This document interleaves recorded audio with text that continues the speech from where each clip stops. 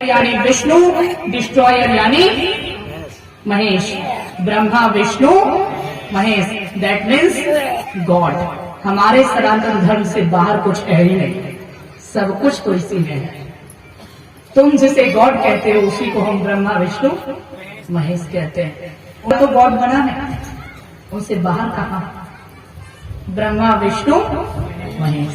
GOD, generator, operator, destroyer. तो ऐसे परमात्मा को जानो। संत मत यही सिखाता है, ब्रह्मा विष्णु सदा से जानत अविवेका।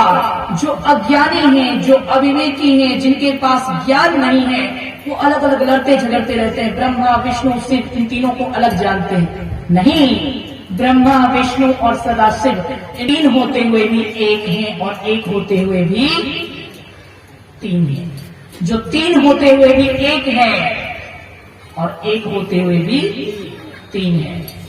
जो तीन एक में समा जाए तो गॉड कहलाता है, और एक से तीन बन जाए तो ब्रह्मा विष्णु और शिव मिला है। आपस में लड़ाई झगड़ा करते रहने के लिए नहीं मिला है। आप और तीन होकर भी एक। ऐसे परमात्मा को जान लोगे तो और कुछ जानने की आवश्यकता नहीं रहेगी। भगवान श्री राम का कहना है, ऐसे परमात्मा को जानने के लिए ही मनुष्य का शरीर मिला है। ये ऐसे परमात्मा की प्राप्ति के लिए ही मानव का तन मिला है। यही तन कर फल विषय न भाई, स्वर्ग हो स्वल्प अंत दुखदाई। राम जी कहते हैं, हे भाई, इस शरीर को पाने का फल विषय भोगों को भोगना नहीं है। पंच विषय रूप रस गंध स्पर्श और शब्द में भटकते रहना नहीं है। क्योंकि स्वर्ग भी प्राप्त कर सके तो स्वर्ग का सुख भी थोड़ा ओछा और अंत में दुख देने वाला है। और भगवान में कोई अंतर न रखे, जो आराध्य और आराधक में कोई अंतर न रखे, जो जीव और शिव में कोई अंतर न रखे, मिला है।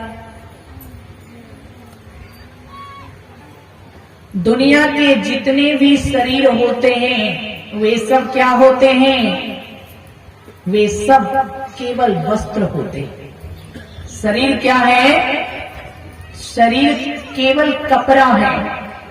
हम नहीं है शरीर, हमारा कपड़ा है शरीर। मैं नहीं कहता हूं, गीता में भगवान श्री कृष्ण की वाणी है, हे अर्जुन, पंचभूतों से बनी ये देह केवल वस्त्र है।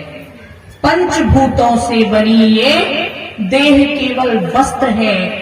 आत्मा है अमर अर्जुन, काट न सकता शस्त्र है।